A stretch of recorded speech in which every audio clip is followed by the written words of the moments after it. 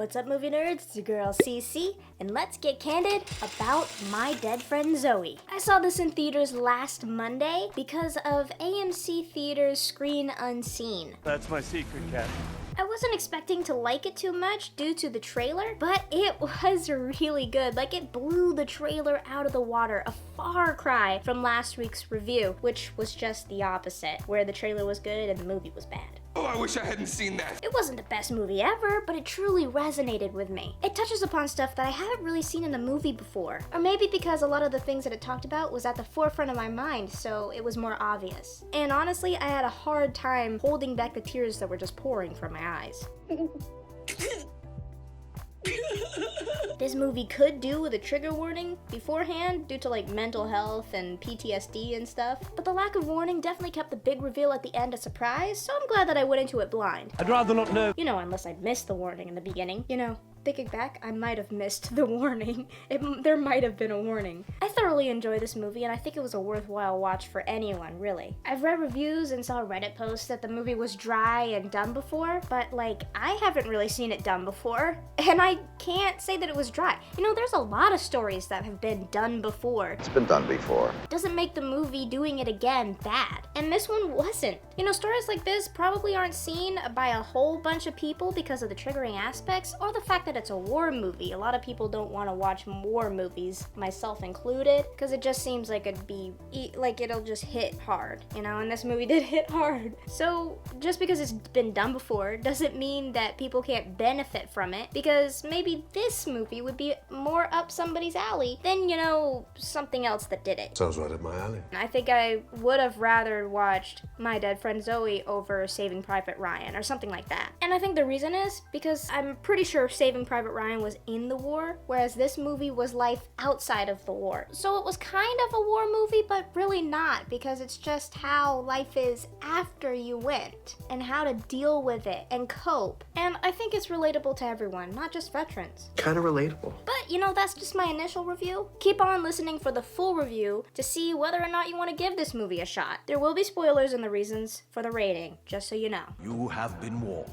And let's get this party started. I mean, really, let's do this, mother! First up is acting, and I give that an 8 out of 10. Yes, I think there was a couple of parts in this that might have been a little cringy, and I think it was from Zoe. But you know, it was also a brain manifestation of Zoe, so you know what? Your brain can be kind of cringe sometimes. This will make them cringe. So I get it. But overall, I thought the acting was really well done. I think that Merritt's acting of anxiousness and how her PTSD is affecting her was portrayed very well. You started to feel anxious right alongside her. And the actor for Zoe did a great job in the flashback scenes and being the mind plague of Merritt. Because honestly, they were more or less two different characters. The Zoe in the flashbacks was who she was, and the Zoe in Merritt's mind is just an exaggeration and an exasperated version of her. Just something that's not really true. I am a figment of your imagination. And she did both well. The grandpa with Alzheimer's felt real, especially with his irateness and unwillingness to, you know, have help and face the facts. I think I liked Alex the most though, because of his brightness, levity, and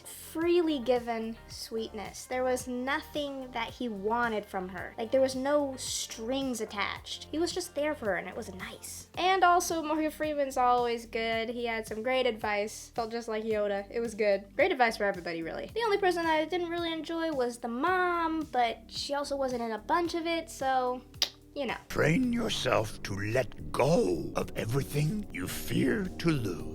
Next up is story and script, and I also give that an 8 out of 10. I thought the script was really well done, and it told a story of PTSD and trauma in a very unique way. To have her trauma actually manifest as a person that converses with her as a friend, and not just like some ghost or bad thought that she tries to push away, is something that I've really never seen before. I mean, you started to hate Zoe and wonder why Merritt hung out with her, why they're friends, until you realize, no.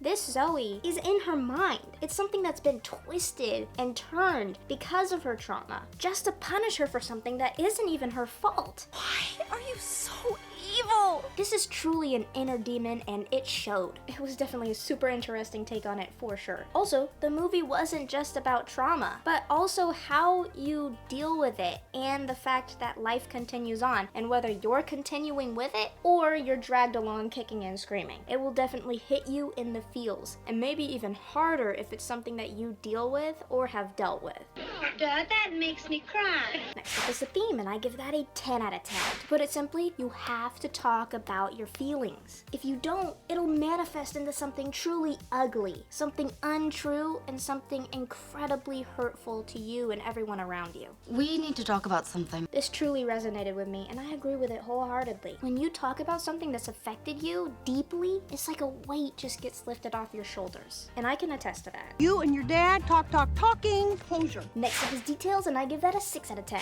You know, it's nothing really to write home about. It was basic like movie sets of like the war area and city and rural settings, right? But they did have a couple of cool cinematic shots about how Zoe was plaguing Merritt, so that was neat. That's basic. Now we're getting into the nitty-gritty of the full review. So here's your spoiler alert now. Spoiler alert. And let's get into the reasons for the rating. This movie was like an R-rated post-war drama, but it's not as bad as an R-rated movie as other movies. You know, the only thing that really pushed it into the R rating was the F word. Don't you say the F word. So let's get into that. There was no sexual content in this movie, which was nice, but there was drugs and alcohol. A couple of characters were seen drinking and smoking cigarettes, but no hard drugs and no getting drunk, except for Zoe in one specific scene. You didn't see her get drunk, but it was implied with all of the cups and bottles around her. Are you drunk or something? Now for the violence. There wasn't really any violence in this movie per se, except for major spoiler alert when Zoe killed herself, but you didn't see that happening. You just saw a gun in her hand and her on the ground.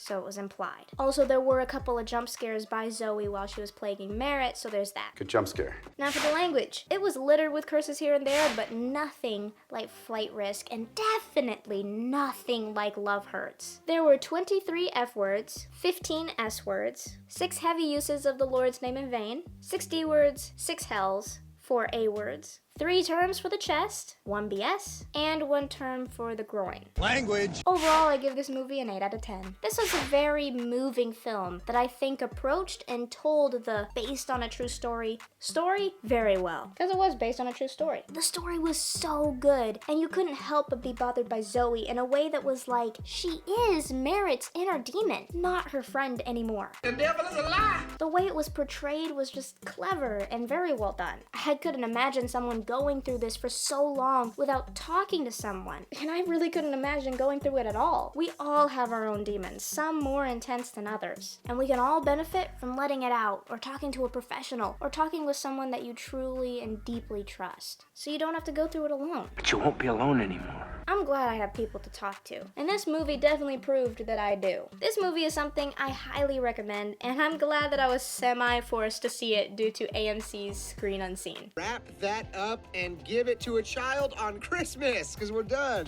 Anyway, thank you so much for watching this review. If you want to see any other movie, please comment down below, or comment anything, I will answer. Also, please share this with your friends, like and subscribe so I can keep making videos like this for you. Every Friday I have a new review, so if you want to see anything specific, comment. Also, don't forget, Mondays are 1-minute stub reviews where I review old movies that I've seen in theaters, unscripted, from the brain, just for you. And if you want to see any of those as real reviews, comment down below. Again, thank you so much for watching, and just remember, right here at Candid Cinema, it's okay to talk, it's okay to text, and I will CC you later. Bye!